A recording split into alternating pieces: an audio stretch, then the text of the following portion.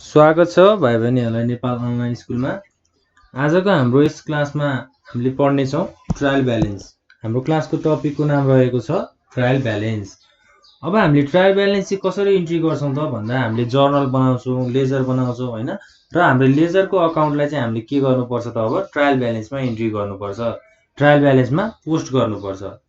Trial ब्यालेन्समा post गर्नको लागि पनि अब के हुन्छ त हाम्रो सर्टेन रुल्स हुन्छ हैन। हाम्रो डेबिट र क्रेडिट साइडको चाहिँ सर्टेन रुल्स हुन्छ। अब सुरुमा हामीले ट्रायल ब्यालेन्स किन बनाइन्छ भन्ने कुराहरू पनि थोरै डिस्कस गरिहालौँ हैन। ट्रायल ब्यालेन्सले चाहिँ हामीलाई के हेल्प गर्छ त भन्दा अर्थमेटिकल एकुरेसी चेक गर्नलाई चाहिँ हेल्प गर्छ हैन। जस्तै अब हामीले जर्नल बनाएपछि जर्नलको अकाउन्टलाई हामीले लेजरमा पोस्ट गर्छौँ हैन। लेजरको अकाउन्टलाई चाहिँ अब हामीले ट्रायल ब्यालेन्समा पोस्ट गरेर के हेल्प गर्छौँ त हामीले के कुराहरू फाइन्ड आउट गर्छौँ त भन्दा जर्नल र लेजरको चाहिँ अकाउन्टहरू हामीले पोस्ट गरेको करेक्ट छ कि छैन हैन। हाम्रो इन्कमहरू चाहिँ हाम्रो अमाउन्टहरू चाहिँ ठिक छ कि छैन। अब त्यो कुराहरू चाहिँ हामीले आज ट्रायल ब्यालेन्स बनाएर चाहिँ चेक गर्नेछौँ है त। ट्रायल ब्यालेन्सको मेन अब्जेक्टिभ्स अथवा मेन डेफिनेसन चाहिँ के हो भन्दा checks the arithmetical accuracy of the given ledger account. ल ट्रायल ब्यालेन्स बनाउँदा चाहिँ अब के हेर्नुपर्छ भन्दा while preparing trial balance of the given ledger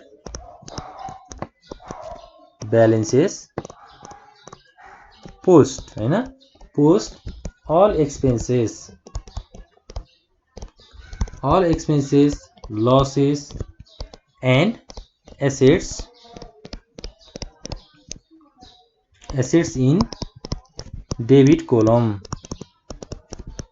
के भनेको छ त हामीलाई ट्रायल ब्यालेन्स बनाउँदाखेरि चाहिँ हामीले लेजरको ब्यालेन्सहरूलाई लेजरको अकाउन्टहरूलाई कसरी पोस्ट गर्नुपर्छ त जस्तो एक्सपेन्सेसहरू खर्च भयो भने, लसेस भनेको घाटा भयो भने र हाम्रो एसेट्स सम्पत्तिहरूलाई चाहिँ हामीले के गर्छौँ त डेबिट कोलममा पोस्ट गर्छौँ। And income, profit, capital and liabilities is posted on credit column। त्यसपछि के भनेको छ त अब इन्कम हैन, आम्दानी, प्रॉफिट भनेको नाफा, त्यसपछि क्यापिटल भनेको चाहिँ हाम्रो बिजनेसमा हुने लगानी पैसा हैन, र लायबिलिटिजलाई चाहिँ हामीले केमा पोस्ट गर्छौँ त क्रेडिट साइडको कोलममा पोस्ट गर्छौँ। कुनै पनि हाम्रो लेजर अकाउन्टहरूलाई चाहिँ हामीले ट्रायल ब्यालेन्समा पोस्ट गर्दाखेरि यो रुल्स चाहिँ एक्टिभेट हुन्छ हैन। यो रुल्स लगाएर चाहिँ हामीले ट्रायल ब्यालेन्समा पोस्ट गर्छौँ। अब खर्च, घाटा र एसेट्सलाई डेबिटमा, अनि हाम्रो आम्दानी इन्कम, त्यसपछि प्रॉफिट भनेको नाफाहरूलाई चाहिँ हामीले के गर्छौँ त क्रेडिट साइडमा इन्ट्री गर्छौँ। अब हामीले एउटा हामीलाई क्वेशन्स दिएको छ, त्यो क्वेशन्सको आधारमा अथवा त्यो लेजर अकाउन्टको ब्यालेन्सेस हामीलाई दिएको छ, लेजर अकाउन्टको ब्यालेन्सेसबाट चाहिँ हामीले ट्रायल ब्यालेन्स प्रिपेयर गर्छौँ। सुरुमा हामी जाउँ अब क्वेशन्सतिर। अब क्वेशन्समा के भनेको छ त भन्दा prepare trial balance from the following. फर्स्टमा हामीलाई के दिएको छ भन्दा राम्स क्यापिटल, रामको क्यापिटल कति छ त 20,000। त्यसपछि ओपनिङ स्टक, ओपनिङ स्टक भनेको के हो त कुनै पनि बिजनेस सुरु गर्नुभन्दा अगाडि हुने स्टक हैन, ओपनिङ स्टक। त्यसपछि bad date return of 500, debtors भनेको सापटी लिने मान्छे अथवा पैसा लिने मान्छे जसले चाहिँ के गर्नुपर्छ त पैसा फिर्ता गर्नुपर्छ अथवा तिर्नुपर्छ। डेप्टर्स हाम्रो कति छ त 5000। त्यसै गरी हाम्रो के छ त अर्को कमिसन अलाउड 500, बिल्स पेएबल कति छ त 1000। त्यसरी नै हाम्रो क्यारेज भनेको 500 रुपैयाँ। राम्स ड्रइङ भन्ने टर्म चाहिँ हामीले किन युज गर्छौं त भन्दा जस्तै अब राम ड्रइङ भनेको छ, रामले चाहिँ अब आफ्नो बिजनेसबाट पैसा निकालेको छ 2000 रुपैयाँ हैन। 2000 रुपैयाँ चाहिँ उसले किन निकाल्यो त भन्दा आफ्नो पर्सनल युजको लागि निकाल्यो। पर्सनल युजको लागि निकालेको पैसालाई हामीले के भन्छौं त ड्रइङ भनेर भन्छौं। त्यसपछि मेसिनरी 9000। त्यसै गरी हाम्रो स्यालरीज कति छ त 1000। क्रेडिटर्स 7000। इन्स्योरेन्स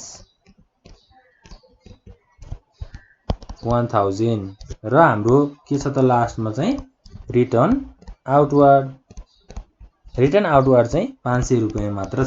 ल अब हाम्रो यो ब्यालेन्सहरुलाई चाहिँ हामीले के गर्नुपर्छ त ट्रायल ब्यालेन्समा इन्ट्री गर्नुपर्छ। अब ट्रायल ब्यालेन्समा इन्ट्री गर्नको लागि हामीलाई चाहियो फर्मेट।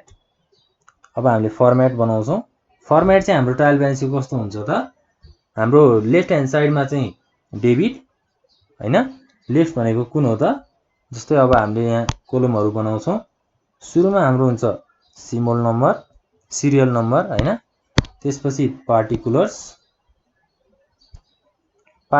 सँगै हाम्रो के हुन्छ त लेजर फोलियो नम्बर र डेबिट अमाउन्ट र क्रेडिट अमाउन्ट। अब डेबिट चाहिँ हाम्रो क्रेडिट भन्दा लेफ्ट ह्यान्ड साइडमा हुन्छ र क्रेडिट चाहिँ के हुन्छ त डेबिट भन्दा राइट ह्यान्ड साइडमा हुन्छ।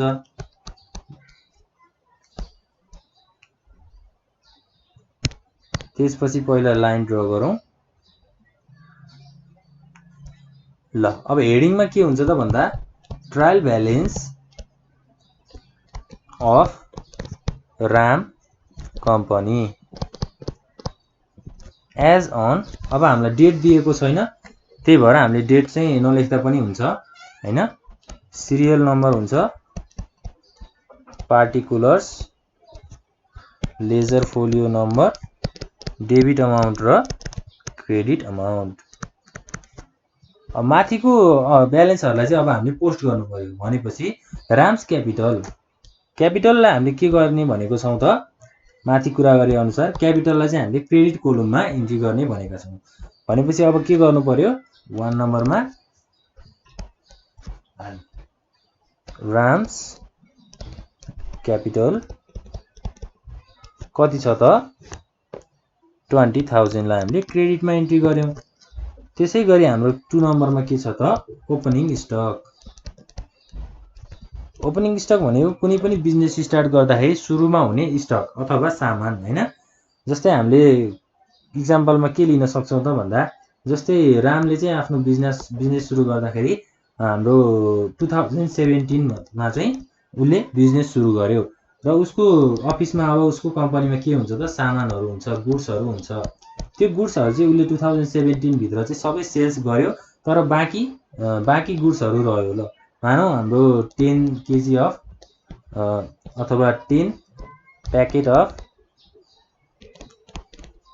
व्हीट हैन, 10 प्याकेट अफ व्हीट चाहिँ उसको बाँकी रह्यो। अब पसलमा त के हुन्छ त अब राइस हुन्छ, व्हीट हुन्छ हैन, त्यसै गरी हाम्रो अब नुडल्सहरु हुन्छ।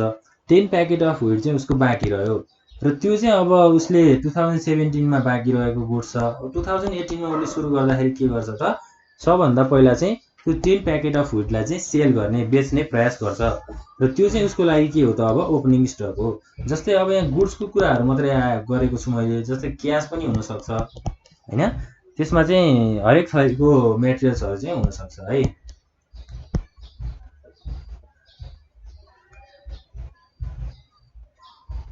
ओपनिङ स्टक अब के हुन्छ त हामीले ओपनिङ स्टकलाई के गर्ने भनेका छौं त माथि ओपनिङ स्टक भनेको जहिले पनि डेबिटमा हुन्छ।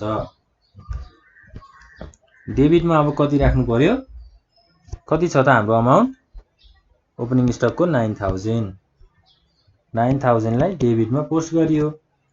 त्यसै गरी हाम्रो 3 नम्बरमा के छ त ब्याड डेट रिटर्न अफ। अब ब्याड डेट रिटर्न अफ भनेको चाहिँ के हो भन्दा जस्तै कुनै पनि पैसा आउनु पर्ने पैसा आएको छैन हैन, जस्तै सापटी दिएको पैसा चाहिँ आएको छैन, जुन चाहिँ हाम्रो खर्च छ हैन।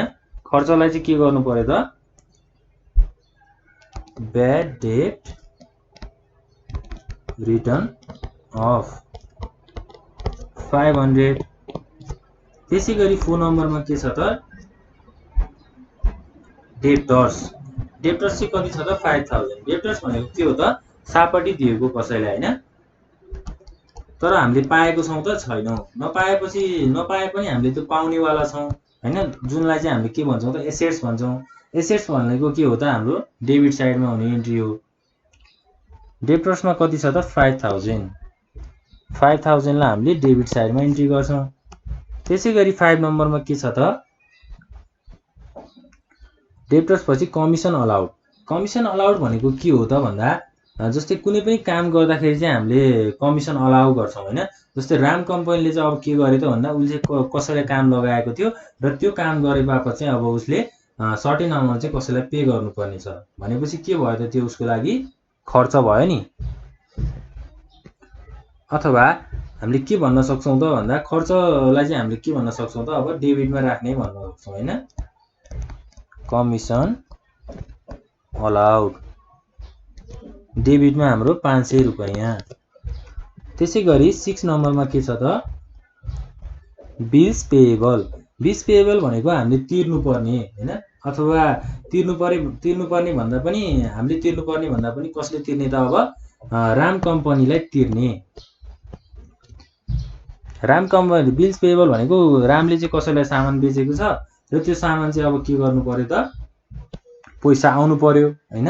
पैसा आउनु परेपछि हामीले के गर्छौं त त्यसलाई बिल्स पेएबल कति छ त 1000 ल। यसै गरी हामीले क्यारेजलाई पनि इन्ट्री गर्छौं। क्यारेज भनेको चाहिँ कस्तो खालको खर्च हो भन्दा जस्तै सप्लायरले आफ्नो कस्टमरलाई गुड्सहरू बेच्दाखेरि के गर्छ त उसले ट्रान्सपोर्टेसन चार्ज अथवा कुनै पनि लेबरलाई काम गराएर चाहिँ कस्टमरको घरहरुसम्म गुड्स पुर्याउने कामहरू गर्छ। त्यो गर्दाखेरि चाहिँ खर्च लाग्छ। अब लेबर कस्टहरू लाग्ने भयो, ट्रान्सपोर्टेसन कस्टहरू लाग्ने भयो, जसलाई चाहिँ एउटा सप्लायरले तिर्छ भनेपछि राम कम्पनीले तिर्ने भयो। राम कम्पनीले तिर्दाखेरि त्यो एक्सपेन्सेस हुन्छ 500। त्यही भएर डेबिट साइडमा हामीले 500 इन्ट्री गर्छौं। त्यसै गरी राम्स ड्रइङ भनेको के हो त भन्दा रामले चाहिँ बिजनेसबाट 2000 निकालेको छ। ड्रइङ भनेको अघि पनि हामीले के कुरा गरेका थियौं, कुनै पनि बिजनेसबाट आफ्नो पर्सनल युजको लागि निकाल्ने पैसालाई ड्रइङ भन्छौं। र अब के भयो त राम कम्पनीको लागि रामले पैसा निकालिसकेपछि कम्पनीको लागि चाहिँ के भयो त त्यो खर्च भयो हैन। कम्पनीबाट पैसा निकालेपछि त्यो खर्च हुन्छ, त्यही भएर हामीले त्यसलाई डेबिट साइडमा इन्ट्री गर्छौं। त्यसै गरी 9 नम्बरमा के छ त मेसिनरी भनेको के हो त एसेट्स हो। एसेट्स भनेको सम्पत्ति। अब एसेट्सलाई हामीले डेबिट साइडमा इन्ट्री गर्ने भनेर भनेको छौं सुरुको हाम्रो रुल्समा हैन। त्यही भएर चाहिँ हामीले त्यसलाई डेबिटमा इन्ट्री गर्छौं 9000 ल।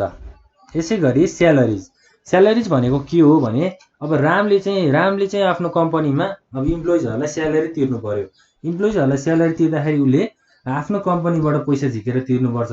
कम्पनीको लागि त्यो हो त के हो त एउटा खर्च हो जसलाई चाहिँ हामीले डेबिटमा इन्ट्री गर्छौं। स्यालेरिज कति हुन्छ त 1000। त्यसै गरी 11 मा के छ त क्रेडिटर्स। अब माथि के भनेको छौं त हामीले क्रेडिटर्स अथवा क्यापिटल लायबिलिटीजलाई चाहिँ हामीले के गर्छौं त क्रेडिट साइडमा इन्ट्री गर्छौं। क्रेडिटर्स सापट्टि दिएको हैन अथवा कसैलाई पैसा दिएको। क्रेडिटर्समा हाम्रो कति छ त 7000। त्यसै गरी 12 नम्बरमा इन्स्योरेन्स भनेको के हो भन्दा जस्तै यो अकाउन्टहरुलाई चाहिँ हामीले नलेख्दा पनि हुन्छ हैन। ट्रायल ब्यालेन्स भनेको चाहिँ हाम्रो एउटा स्टेटमेन्ट हो। स्टेटमेन्टमा चाहिँ हामीले अकाउन्ट नम्बर लेख्नु पर्दैन। अब इन्स्योरेन्स भनेको के हो भन्दा अब इन्स्योरेन्समा अब एउटा कम्पनीमा चाहिँ धेरै खालको रिस्कहरु हुन सक्छ हैन। जस्तै कम्पनीमा अब सामानहरु ड्यामेज हुन सक्छ, अब कुनै एक्सिडेन्टहरु हुन सक्छ। त्यस्तो खालको सिचुएसन्सहरु आयो भने चाहिँ हामीले इन्स्योरेन्स गर्छौं।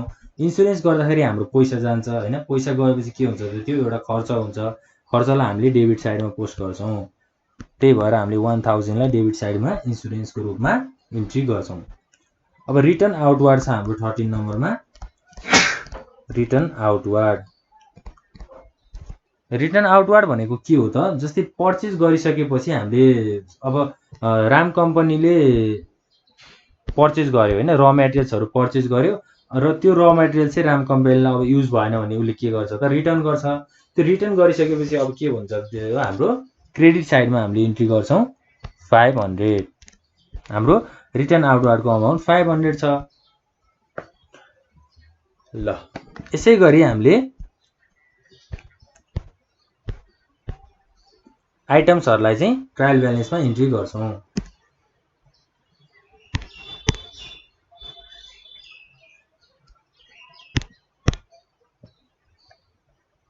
र हामीले लास्टमा यसरी टेबलहरूलाई ड्र गरेर आफ्नो ट्रायल ब्यालेन्सको क्लोज गर्ने काम चाहिँ गर्छौँ। क्लोज र ब्यालेन्स गर्ने काम गर्छौँ।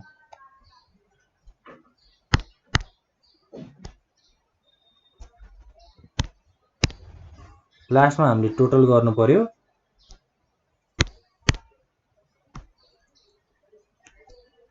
टोटल अब दुवै साइडमा चाहिँ हाम्रो एउटै अमाउन्ट चाहिँ आउनु पर्यो होइन।